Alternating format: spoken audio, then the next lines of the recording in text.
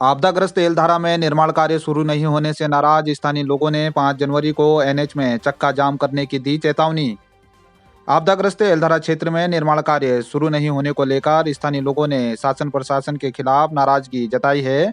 स्थानीय लोगों ने शासन प्रशासन पर अनदेखी का आरोप लगाते हुए 5 जनवरी को राष्ट्रीय राजमार्ग में चक्का जाम करने का ऐलान कर नाराजगी जताई है। पे स्लाइडिंग आई है, एलधारा में खड़ी हूँ। आप देख सकते हो यहाँ पर आपदा आए 3 साल हो गए हैं, 3 एसडीएम बदल चुके हैं, शासन प्रशासन अभी तक नहीं सुन रही है। यहाँ पर स्लाइडिंग आके 6 परिवारों का मकान दब चुका है।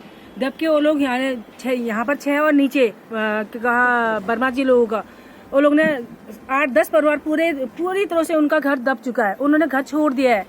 और हमने शासन प्रशासन को इतना कह दिया है कि जल्दी से जल्दी बनाओ, जल्दी से जल्दी बनाओ, मगर अभी तक शासन प्रशासन सोई हुई है और कह रहे हैं कि एलधारा बन जाएगा। कब बनेगा? 2 महीने के बाद तो यहाँ पर फिर बरसात शुरू हो जाएगी और जो बचे कुचे लोग भी हैं वो भी अब दबने वाले हैं थोड़े दिन के बाद। अगर शासन प्रशासन हमको 5-6 दिन के अंदर अगर हमको इसकी सूचना अच्छी तरह से नहीं देते हैं, पूरी एनएच रोड बंद की जाएगी। जब तक हमारी मांगे पूरी नहीं होगी हम लोग यहाँ पर ही बैठे रहेंगे और कल के दिन कुछ भी होगा XYZ तो शासन और प्रशासन ही इसकी जिम्मेदारी रहेगी। और जो हम लोग यहाँ पे बैठे हो वहाँ कहाँ जाए, ना यहाँ पर रास्ता है ना पानी की व्यवस्था है। क्या आपदा आए इतने महीने हो गए। आपदा क्षेत्र एलधारा में आज 3 साल से लगातार यहाँ पर जो है आपदा आ रही है। 3 साल से लगातार और एसडीएम भी बदल रहे हैं, लेकिन अभी तक यहाँ कोई कार्य में कोई प्रगति नहीं हुई है। और यहाँ पर जो है सारे बोल्डर लटके पड़े हुए हैं और 12 परिवार जो है उनका मकान जो है जमींदोज हो गया है, जिस वजह से बाकी लोग भी परेशान हैं। अब आने वाले समय में और 2 महीने रह गए हैं बरसात होगी तो इन लोगों के लिए रहने के लिए भी बड़ी दिक्कत हो रही है। सभी लोग चिंतित हैं। अगर शासन प्रशासन अगर इसमें कदम नहीं उठाएगी तो हम धरना देने के लिए यहाँ पर तैयार हैं। 3 साल से सिर्फ रणनीति और आपदा क्षेत्र में बस भ्रमण ही हो रहे हैं। जिस तरीके से 3 साल से आज तक सिर्फ स्लाइडिंग, हर साल स्लाइडिंग होता है, हर बार यहाँ पे हमारे अधिकारी आते हैं, हर बार विभाग आता है और बोलते हैं कि काम शुरू हो जाएगा। आज 3रा साल चल रहा है और बरसात आने को है और बरसात में 4था भी साल हो जाएगा यूं लगता है। और जिस प्रकार से हमने बार शासन प्रशासन को हमने अल्टीमेटम दे रहे हैं, बार हम उनको बता रहे हैं, संज्ञान में ले रहे हैं, उनके साथ हम भ्रमण कर रहे हैं, उसके बावजूद भी अभी तक कोई ना यहाँ पे काम शुरू हुआ है, ना कोई एक भी हमें कोई जानकारी मिली कि हाँ अब शुरू होने वाला है। मैं निवेदन करना चाहती हूँ और अब निवेदन का भी समय चले गया। मैं कहना चाहती हूँ कि जितना निवेदन किया आपदा के लिए अब ये बहुत हो गया। अब हम 5 जनवरी को इसी जगह पे, इसी नेशनल हाईवे पे हम लोग एलधारा पे बैठेंगे और हम लोग चक्का जाम करने में बाध्य हो गए, क्योंकि सरकार और शासन प्रशासन से हमने बार निवेदन कर दिया, बार उनसे हमने गुहार लगा दिया। आपदा क्षेत्र के लोग बहुत ज्यादा परेशान हो गए। अब हम सिर्फ धरना देंगे और प्रदर्शन करेंगे और यहाँ पे नेशनल हाईवे को जाम करने में हम मजबूर हैं। 5 तारीख को हम लोग जनवरी पे यहाँ पे बैठेंगे, जिसकी पूरी जिम्मेदारी शासन और प्रशासन की होगी, जिसका हमने पहले ही अल्टीमेटम दे चुके हैं। मुनस्यारी में शुरू हुई बर्फबारी, न्यूनतम तापमान पहुंचा -3 डिग्री, पेयजल का गहराया संकट।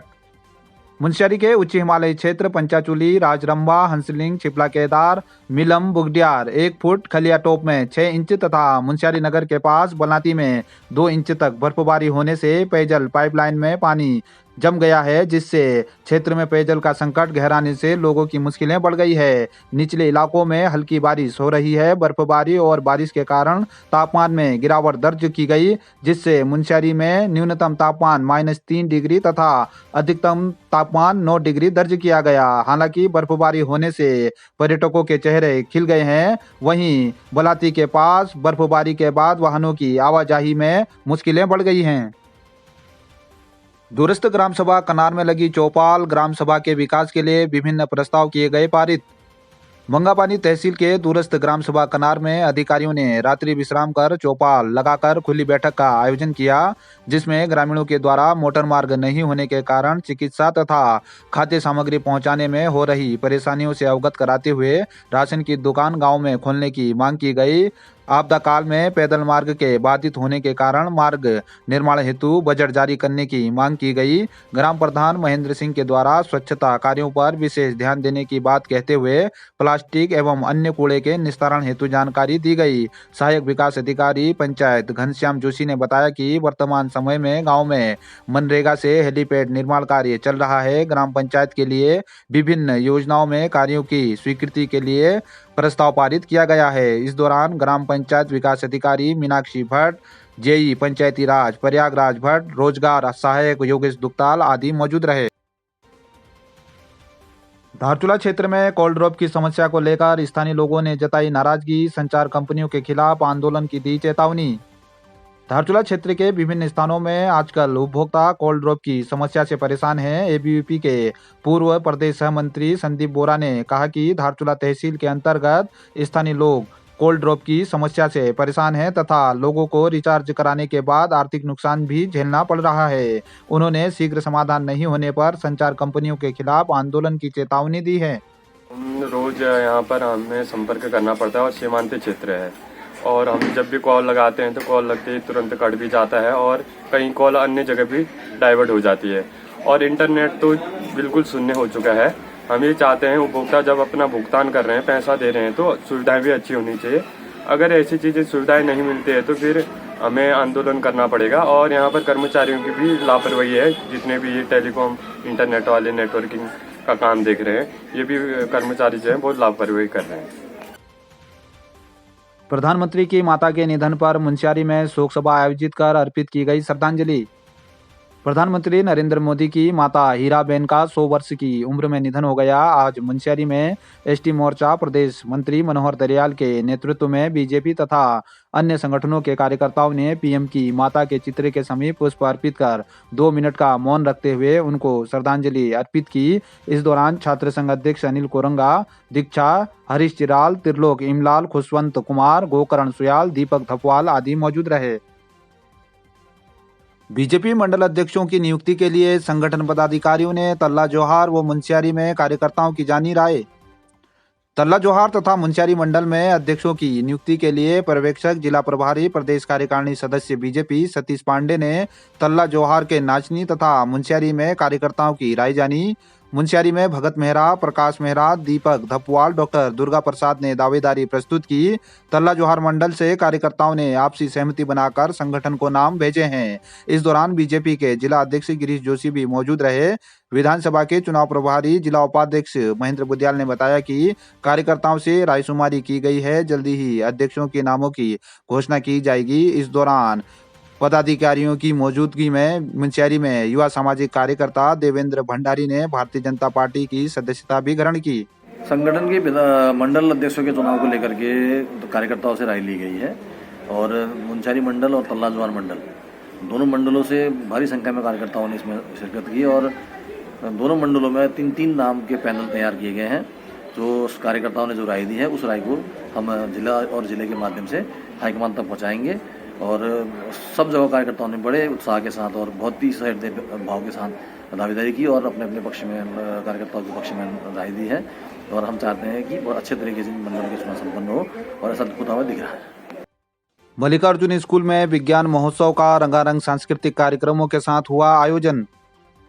मल्लिकार्जुन स्कूल धारचूला में आज विज्ञान महोत्सव का शिक्षक राजवीरेंद्र दानू, दिनेश पंत, तृप्ति ध्यानी, विक्रम के नेतृत्व में आयोजन किया गया, जिसमें छात्रों ने विभिन्न प्रोजेक्ट बनाए। आदर्श प्राथमिक विद्यालय कुटी के शिक्षक विनय पांडे बतौर निर्णायक कार्यक्रम में मौजूद रहे। शिक्षक भरत धामी और छात्रों के द्वारा नाटक के माध्यम से विज्ञान के महत्व को बताया गया, साथ ही अंधविश्वास से बचने का संदेश भी दिया गया। इस दौरान विद्यालय के प्रधानाचार्य वीरेंद्र सिंह, शिक्षिका सोफिया खान, बबीता गुंजाल, दिलीप थापा, दीपक पिंगल, नवीन धामी, निर्मल कुमार, कृष्णा धामी, चंचल दिगारी आदि मौजूद रहे।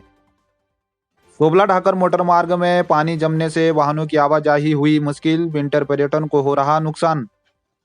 दारमा वैली को मुख्यालय से जोड़ने वाली सोबला ढाकर मोटर मार्ग में आवाजाही मुश्किल हो गई है, जिससे लोगों की मुश्किलें बढ़ी हुई हैं। स्थानीय होम स्टे के अध्यक्ष जयेंद्र फिरवाल ने बताया कि गलसिंग से दुखतू के बीच मोटर मार्ग में पानी जमने से वाहनों की आवाजाही मुश्किल और खतरनाक हो गई है, जिससे क्षेत्र में विंटर पर्यटन को भी काफी नुकसान पहुंच रहा है। उन्होंने मार्ग को ठीक करने की मांग की है। दारमा से माइग्रेशन डाउन हो चुकी है, तो कुछ परिवारें जो है टूरिज्म के तहत वहाँ रुके हुए हैं।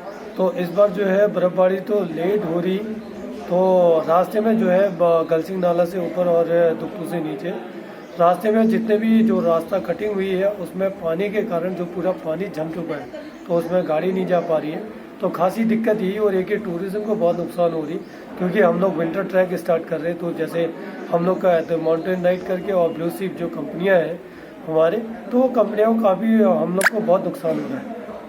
और आने वाले समय में हम लोग चाह रहे हैं कि रोड इसी तरह अगर रहेगा तो बहुत दिक्कत हो जाएगा। अगर सही रहा, कटिंग हुई रोड, खुला रोड, तो काफ़ी अच्छा हमारा टूरिज्म से एक आमदनी होगा। इससे हमारी जो मोदी सरकार की है कि ग्रामीण जो है अपना गांव ना छोड़े, तो इसके लिए हम लोग इसमें अमल करेंगे कि रोड जितना जल्दी हो सके उसको खोल दिया जाए, टूरिज्म को नुकसान ना हो। आने वाले समय में ये खासी सरकार ध्यान रखे। धन्यवाद।